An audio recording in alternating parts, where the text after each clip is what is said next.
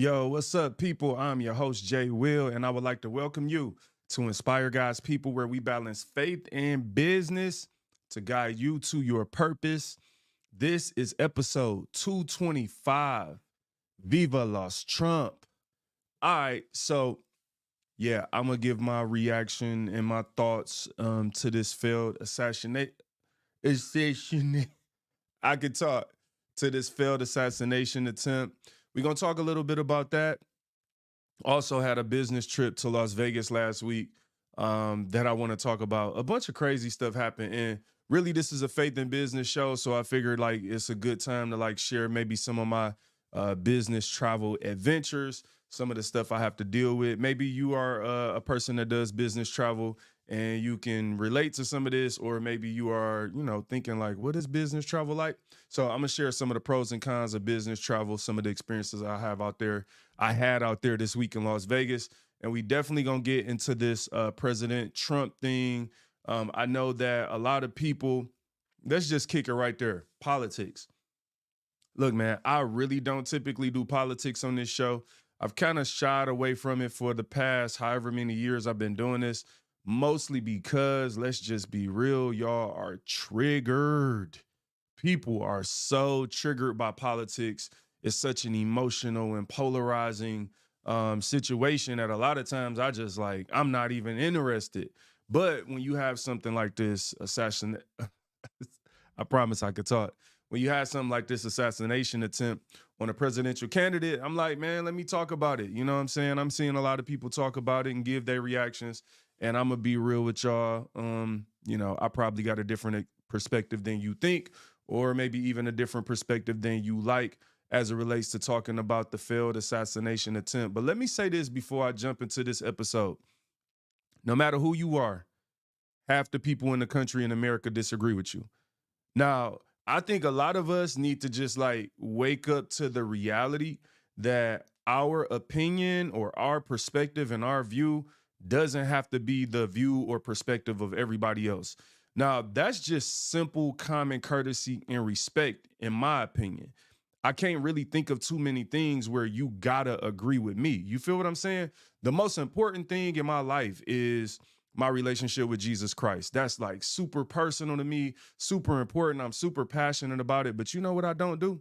I don't walk up and down the street getting mad at people if they don't believe in Jesus. I don't get walk up and down the street and like not wave at people or cut people off if they don't believe in Jesus.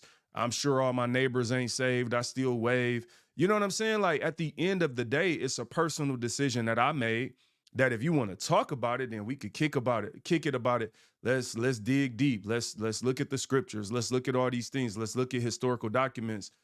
But at the end of the day, I don't got to be forceful with it. Like I don't have to force you to love God. One of the craziest things about politics to me, and why I don't really typically like to talk about it, is because I feel like people are like have lost the ability to reason with one another. So like what I mean by reason with one another is just like, yo, if we talking about, a topic and it's like, oh, you a Democrat, this person over here is a Republican, I'm independent. We all talking about this situation. At the end of the day, the more mature we are, then the more we should have the capacity to be able to kick it with people that don't think like us. And so for me, when I'm just like standing on the sidelines and watching people talk about politics and even engaging people in politics and people are like instantly triggered, I'm like, wow, like, especially like as a believer, like, man, you don't have no emotional intelligence. Like, think about Jesus. Jesus went through the most challenging moment. You get what I'm saying? In his life here on earth and going to the cross. And it said he never said a mumbling word. Like some of us, like we be ready to snap. Like, you know what it is? I think we have glorified snapping. Like people glorify getting emotional and just going off. And like I see clips all the time. Like I'll see clips about somebody like, oh, look at this clip about this senator or this person in court and or at the hearing. She told them. And it's like, for real, that's what we think is dope. Like you think it's dope to just holler at people and don't listen to somebody's perspective.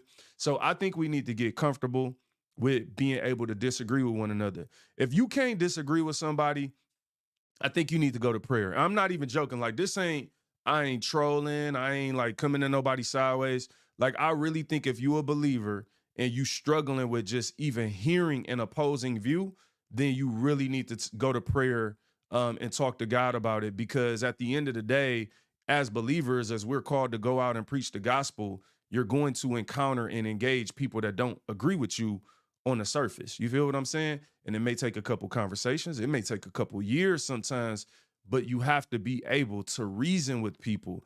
Once you lose that, then we living in complete chaos. You feel me? And I actually think, if I'm being real, I think we close to it. Like, I really feel like we are very close to the edge. And that's why I'm deciding, to maybe engage some political topics more than I typically do, mostly because I want to try to reason with people and try to share a different perspective as a Christian. Because that's my goal. My goal as a believer is to think about the Christian perspective, to think about, like, what would the Lord want me to say? What would the Lord want me to do in a particular moment? And how do I represent that? Not saying that let's get this straight. I'm not saying like, I'm the Christian voice. I'm the voice of all Christians, or I am the example. No, I'm not even talking about that. I'm saying like, yo, I'm human, you human. But when these when these presidential elections, when the votes get counted, it'd be like 51 to 49%. That means regardless of what side you're on, just about half the world, or half the country, my bad, disagrees with you. And what I don't think is the reasonable solution is for us to walk around as a society literally being mad at half the people in the world because they don't agree with you. To me, that's super self-righteous, number one. And number two, if you like, it makes it seem like you think your side is 100% perfect. Because when I'm looking at these political parties and some of these topics and things, it's like, yo, ain't nobody 100% perfect. Like, we not talking about Jesus. Let's get that straight. Like, ain't none of these candidates Jesus. And it's a lot of things that people have to think through on both sides. And we need to have some level of respect for one another. And maybe even that will open the door for conversation. So if I'm passionate about a topic like abortion, and you have a view or a perspective on that that's different than mine, in my mind, if we can be responsible adults and actually reason and have conversation and be fair, then you might hear me, I might hear you. And maybe one of us might change our mind. We'll give space to change our mind if we're respectful, and really if we're just intelligent and mature human beings. But what's not dope to me, especially as a Christian, is just like completely losing my mind. Like going on social media and just type, some people just typing away. It's like, bro, like, I feel you. I get it, but like, we not even bringing that energy to our Lord and Savior most of the time. If we being real, we really not. So we gonna talk about that a little bit.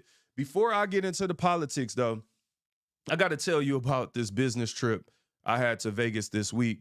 And yeah, it was kind of crazy. So it wasn't all crazy. First of all, let me say this. Business travel for me, if you travel for business, you might feel a little different. I'm always 50-50. I like traveling. I like getting out. It's cool. I like getting my points, my airline points. You know what I'm saying? I like getting my lodging, hotel points. So that's all good. I ain't gonna be mad at that. But like, sometimes it's boring. You know what I'm saying? Because it depends on what the trip is for.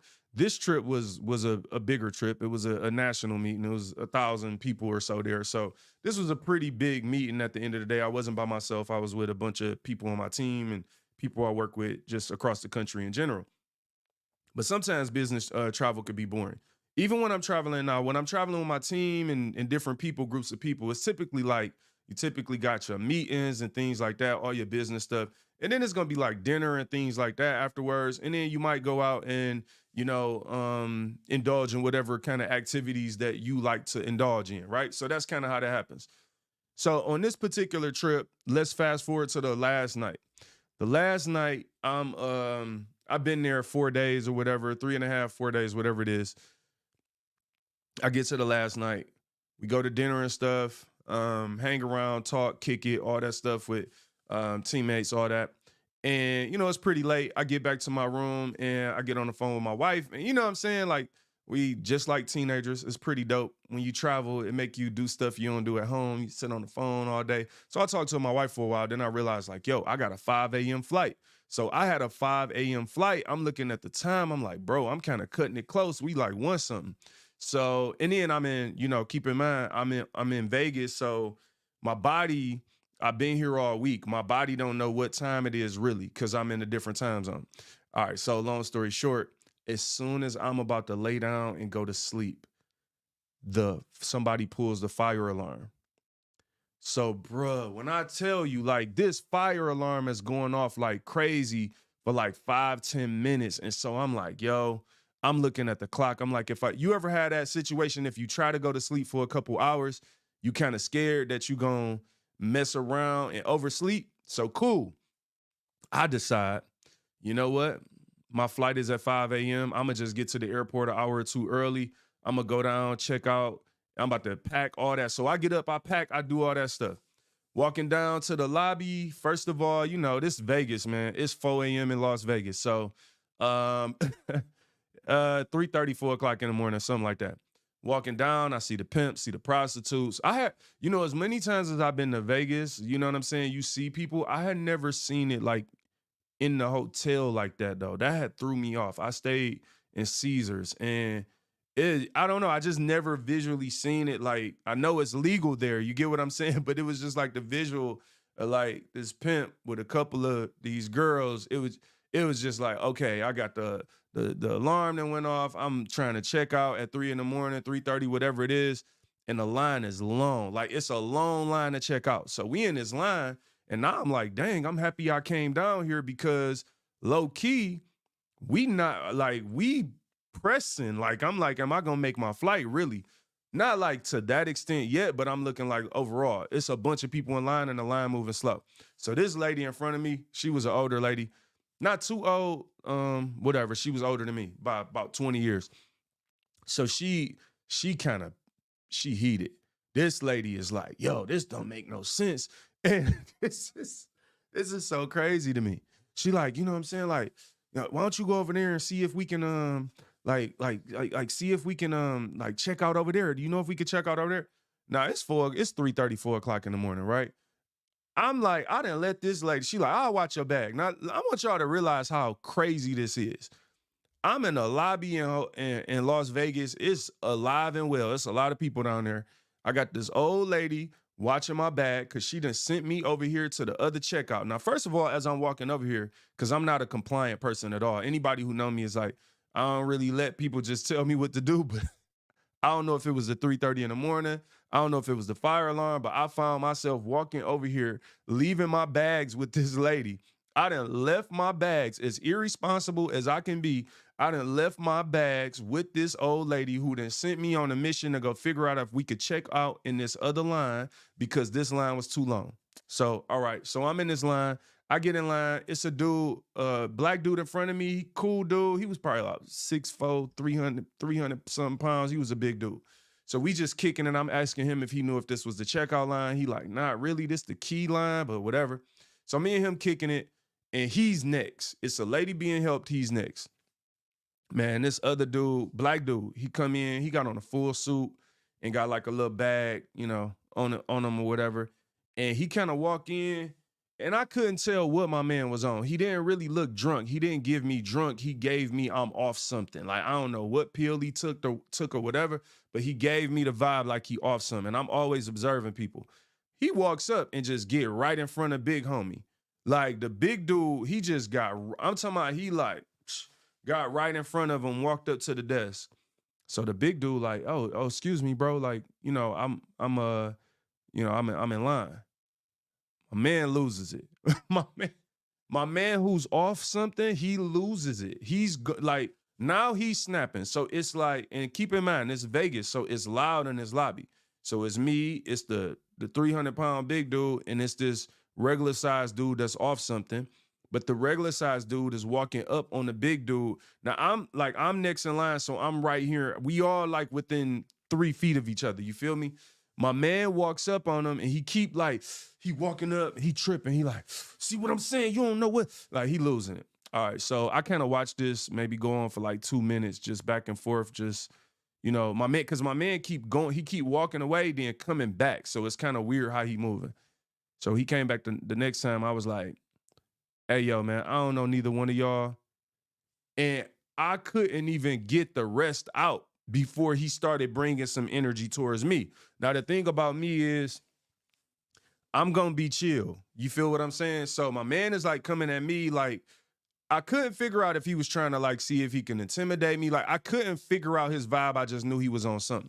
So, but I'm just standing there. He kind of like come close to me. Yeah, you know what I'm saying? You never know what somebody got, dog. Da da da. So again, like I'm looking at him up and down. I'm waiting on him to make at least just one move.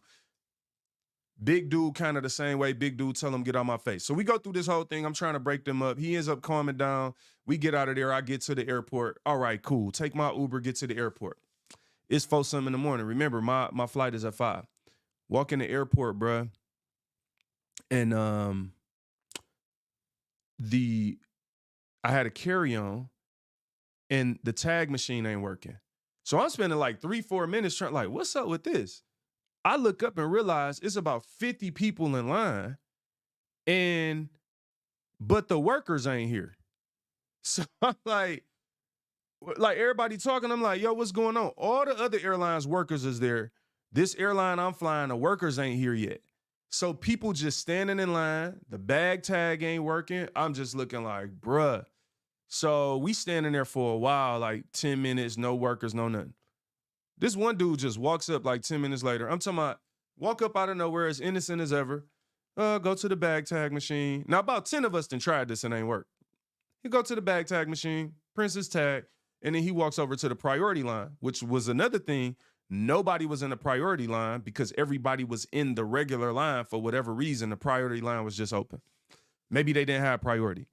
So I see him. I'm like, oh, no, I get the ducking under the joints. I'm like, I print my tags, and then I run behind him and get in the priority line because I got priority status. So long story short, finally get on this, get through security. Not through security. I'm sorry. Get through the check bag. Get up to security. And the workers ain't there, so the pre-check line ain't working. Like pre-check, they just letting people stand there. So I had to go through the regular line. It took me forever. I finally got through there, and I got on my flight. Soon as I land, emails. I had 100 emails, dog, just waiting on me. What's my point with all of this? First of all, I just need to get this off my chest that this was a crazy little situation where, I should mention, I never went to sleep. That was so all of this is happening. I never went to sleep. Soon as my plane land home, I got emails for work, stuff my team need from me. So I prioritize that stuff regardless of how tired I am. I get that done. We working through some stuff. Cool. Man, I got home. I sat on the bed like, yeah, whatever, about to say something to my wife. Next thing I know, I woke up and it was 11 p.m. I went to sleep at I sat there at like 4 o'clock and I looked up, it was 11 p.m. Went back to sleep at midnight, then wake back up until 8 o'clock in the morning, 7:30. So yeah, I got a lot of sleep that day. Business travel it could be a lot. It could be a lot. And sometimes you just want to be home. You get what I'm saying? I'm also a little Vegased out. Like I've been to Vegas a lot and I've been there twice this year already. Probably gonna end up there again for work.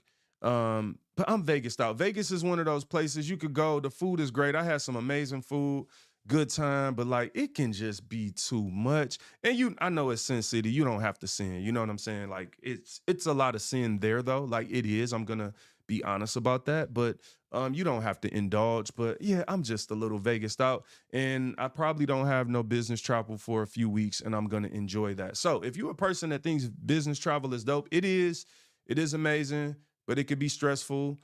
Every trip I take is always people who flights got delayed going home and all type of stuff. You have to deal with a lot of stuff at the airport. I got back, matter of fact, we got back to Detroit.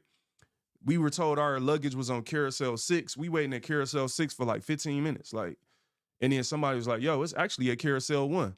Luggage just over there sitting. So we got that and we moved on. All right, great. I got that off my chest. That's my crazy week in Las Vegas where I didn't get no sleep. And if I'm being honest, I'm still a little tired right now. Let's be real about that. Now, let me talk about this President Trump, failed assassination. Let's talk a little bit about these politics, right? Here's the first thing I want to talk about, y'all.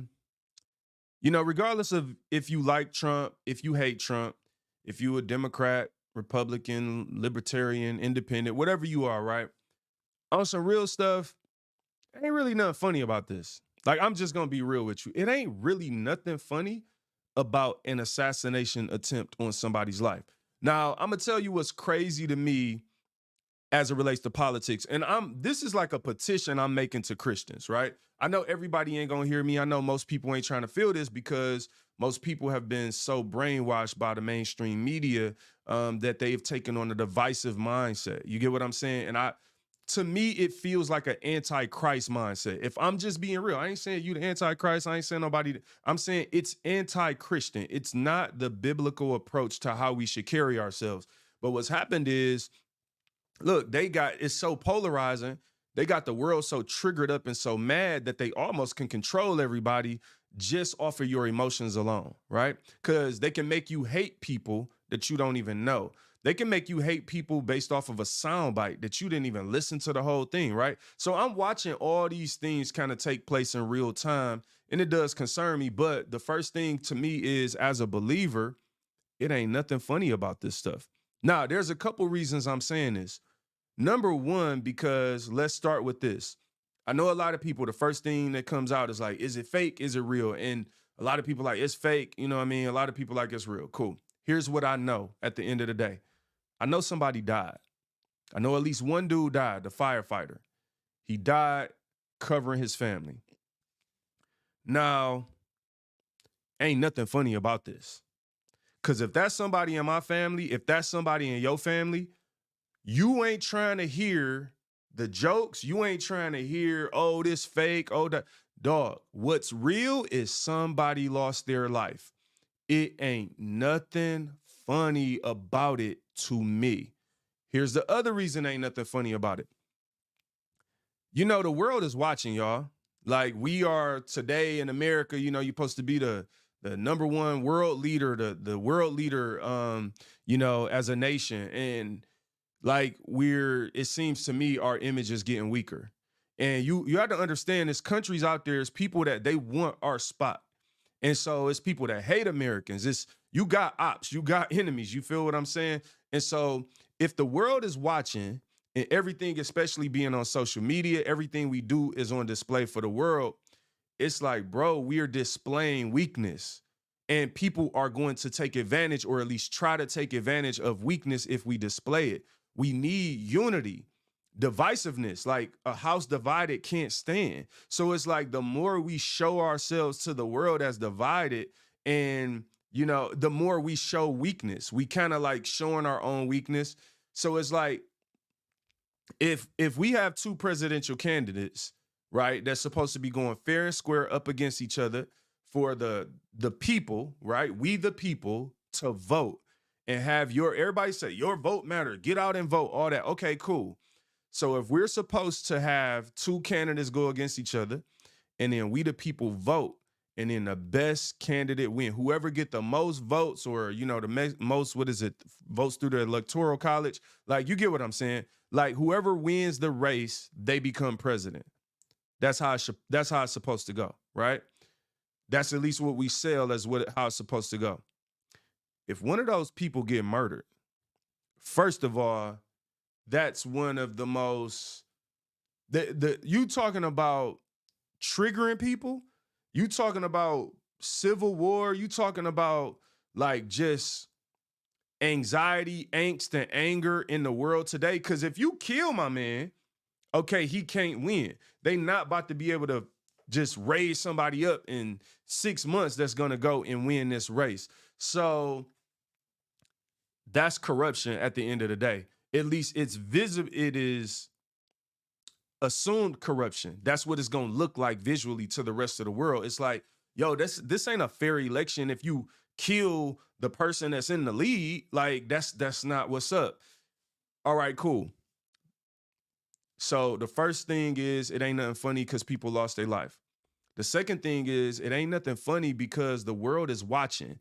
And America needs to continue to show themselves strong. We need to be a strong, unified nation. We don't want to be known as a nation of corruption, because once you allow this level of corruption, once you start not being able to even trust all this level of stuff, then at the end of the day, it just weakens our democracy. It weakens us. So to me, it just really ain't nothing funny about that, because I live in America. I'm an American. I like being in a safe country. I like being in a country with opportunity and capitalism and, freedom, the ability to be free, to travel freely, to do all these things, to make decisions.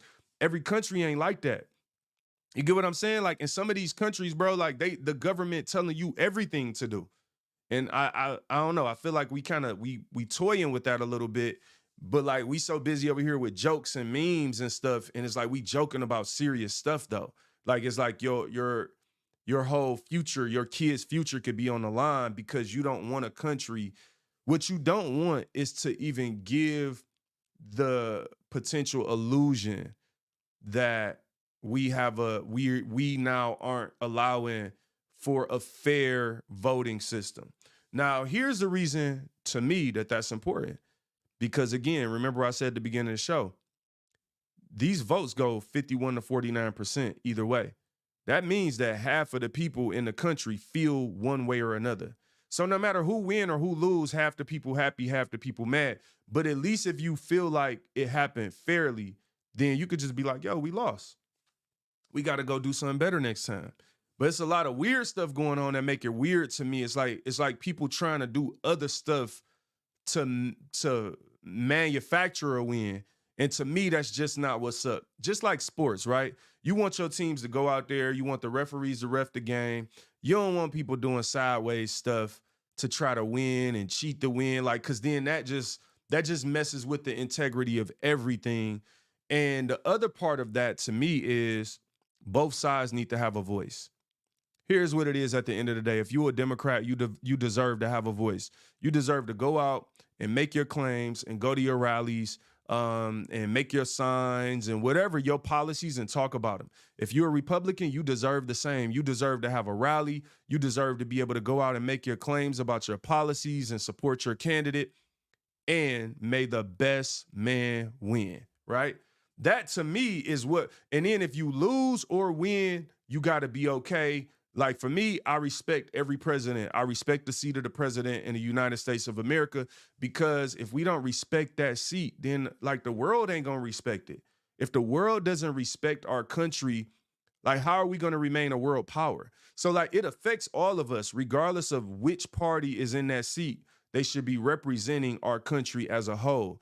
And I always been good with like, oh, if you vote for something and you lose or whatever, like cool, but like we doing a lot of weird stuff. And my concern is to Christians who are blindly following the ways of the world and taking on the mindset and the behaviors of the world versus the mindset of Christ. Now, again, I ain't here to judge nobody.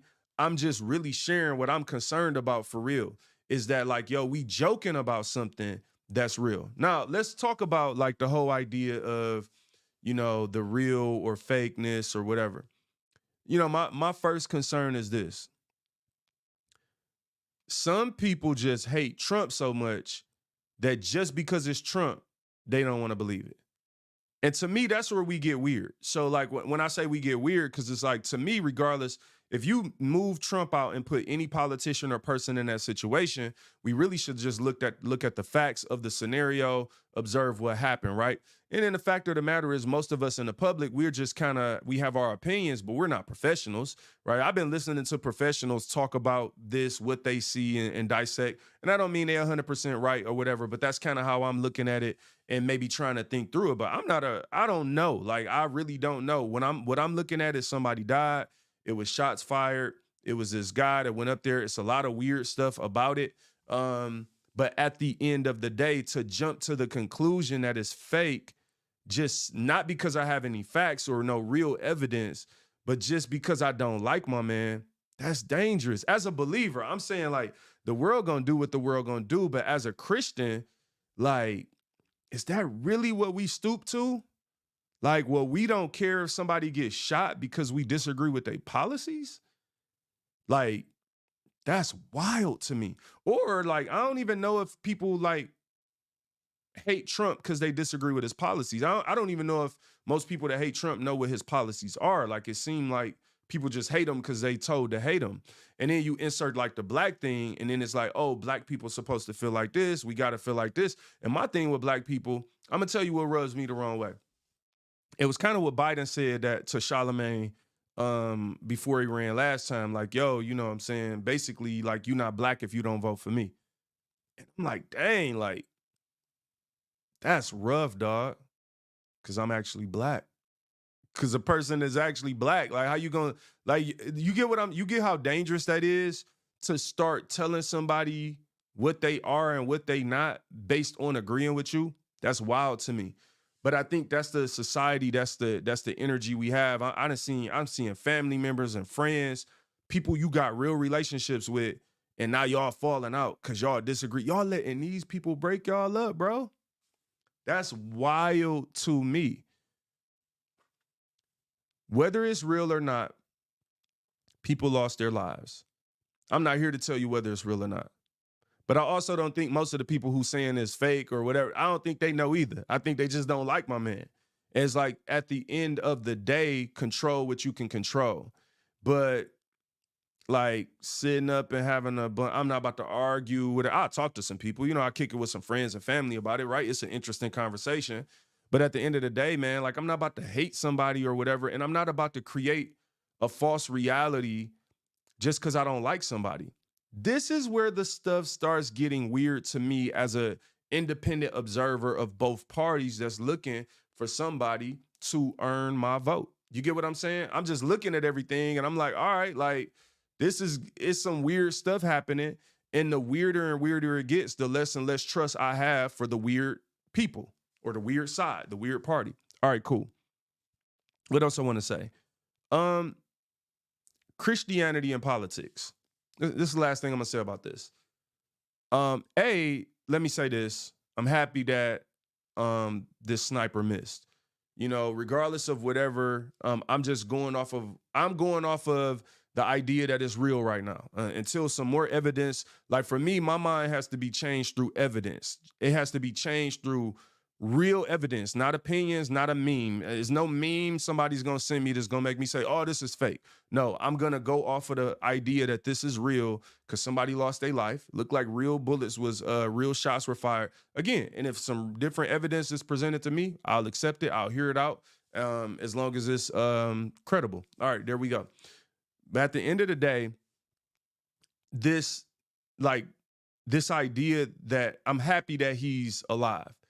Because I'm looking and I'm like, bro, this is a miracle, because if he gets hit, this country is messed up. And as a believer, you can't convince me that it's good for either one of these candidates to get hurt as the way not to win.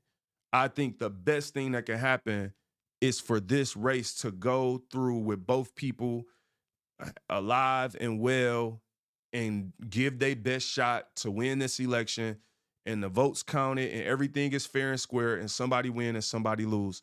I think that's the best thing that can happen for this country, because at the end of the day, we live here. For those of us who live here, you get what I'm saying? And so to me, it's like, yo, the safety of the country should be, and the well-being of America should be at the top of the list for us, especially as believers. You get what I'm saying? Because we can't take on the mentality of the world and be divisive. I don't believe that a Christian leader should be an overly emotional, divisive person. I don't. I believe that a Christian leader should be well thought, to be able to stand firm, to be able to reason, to lean on the Holy Spirit, and really take a biblical approach to thinking through these things. I get it. I know that politics, it don't have nothing to do with God and all this stuff that people, try to throw out there. But at the end of the day, as a believer, everything that's filtered through you has something to do with God. You get what I'm saying? Like, everything. At the end of the day, we should carry ourselves as God-fearing in all things. We should honor God in all things. We should pray in all things. And I'm really praying that, like, as this election comes closer and closer, that we begin to change our minds, man, and like have conversations and allow people to have an opinion, allow people to have a voice. You don't want to win because you silenced everybody. That's not a real win. It's not a real win. And if you make a claim, okay, state a fact. Allow somebody to give a different perspective or point of view. But again, my fear for a lot of us as believers, man, is that we falling into the traps just like the world. We thinking, we acting like the world, and we being kind of nasty. You get what I'm saying? On both sides. We being nasty. And I don't think you got to be that way to win. I don't think you got to be that way to be passionate about your candidate and your party. And I do think that there are some very important topics to consider when you're voting. And I think we should be praying as Christians to try to seek the Lord for how to vote on these things. Because at the end of the day, when you look in this world today, it's a lot of disturbing things happening. It's a lot of things being forced on children. It's a lot of laws being changed and things that seem to stray away from the God family structure, the biblical approach to family, God, freedom, all those things. And I really just believe at the end of the day, man, us, the people, you got to stick together. And stick together don't always mean agree. It really don't. I give this example all the time.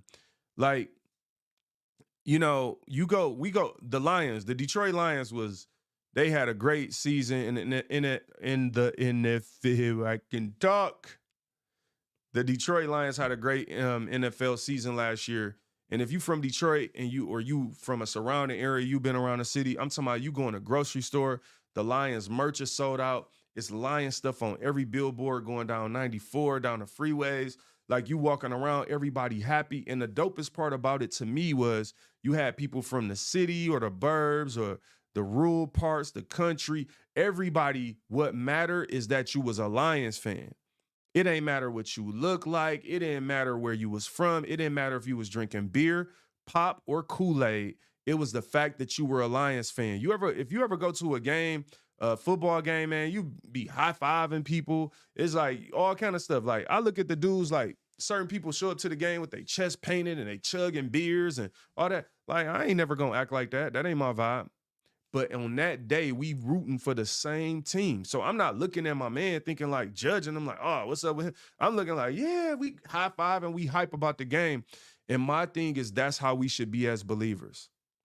At the end of the day, as a Christian, if you are rooting for Jesus, if your team is Christianity, then you should be able to look at another Christian that don't look like you, that don't act like you, that don't talk like you, that ain't from the same place that you are, that dresses a little different. And y'all should be able to high five and shake hands and praise God together and say, yo, we are rooting for the same team. We want the same team to win. What the world is convincing everyone is a Democrat looks like this. A Republican looks like this. And if you're either one of these things, you got to go over here and do that. Nah, you got to think for yourself. You need to be educated on the policies, on the things that are on the ballot. You need to, seek the Lord for like, Lord, lead me where I should go. Because none of these people are your savior. Let's get that straight out the gate. Ain't none of these candidates Jesus Christ. So at the end of the day, we got to balance all these things and filter them out. But we can't kill each other on our way to voting. Like you don't have to hate the next person because you don't agree with them. And I think that is the message of the believers during this time is being united by faith. I feel like, I know 2020 was just 4 years ago, but I was saying the same thing. If you go on my podcast, listen to how I was talking in 2020 when the world was more racial tension then. But when these political years come and these election years, rather, there's a lot of disruption, there's a lot of division. And I think that suits maybe the political parties and agenda and maybe gets people riled up. But my concern is that hatred, that tension that's built up when they telling you to hate people, it causes things like this assassination attempt and things like that, because you get somebody in their mama's basement getting charged up like, oh, I hate this guy, I'm about to go get him out. And it's like, yo, bro, no, you got to chill. That ain't the way you put it in your hands. You got to go take that to the ballot. You got to vote. You get what I'm saying? That's how you share your opinion. But keep in mind, man, you can't force people to agree with you. And if you can't get comfortable with somebody like that don't agree with you, then you literally you can't be comfortable in half the world. And the solution can't be, hey, silence everybody that disagrees with me. Because who gets to be the central decider of which one of those things needs to be silenced? If there's two people that disagree with one another and we say, hey, let's cancel one of them out, then who's deciding which one needs to be canceled? And then what happens when that decision, we get to a topic where it turns around and you're the one being canceled? I'm sure that's not the way you want to do it. I'm sure you don't want to be forced to do anything. I'm sure right now, if you like cookies and cream ice cream and I went and bought butter pecan, you wouldn't want me to force you to eat butter pecan ice cream if you hate it. You would want me to be able to sit at a table with you while I eat my cookies and cream and you eat your butter pecan and we both get the ice cream we want. And at the end of the day, if everybody voted for one ice cream to stay and they voted for Oreos, cookies and cream, then you just got to be okay with that, the chore is lost. That is how we should carry ourselves, I believe, as believers. Look, I'm praying, man, that y'all, celebrate Christ during this season, that we rooting for the right team, that you don't let a political agenda or party separate you from, what God has called you to do, separate you from loving a brother or sister in Christ or wanting somebody to be alive. Like, that's scary when somebody having an assassination attempt on their life is a joke. Ain't nothing funny about it. I'm just being real. It's just not. And I know that's like Debbie Downer or whatever in the age of social media where everything is a meme and everything is like, yo, ha, ha, ha, let's make it. Yeah, but to me, it's just like there's a certain level of immaturity attached to that. Um, and maybe even spiritual immaturity, because I think like those who are really seeking God during this time, you'll be able to sense the urgency and the importance of this time and the importance of leaders to be raised up during this time, to speak the truth, to do it boldly, do it out of love. Though, you get what I'm saying? It's not like we don't need another sermon. We don't need a Christian hip hop version of "They Not Like Us." We don't need a sermon.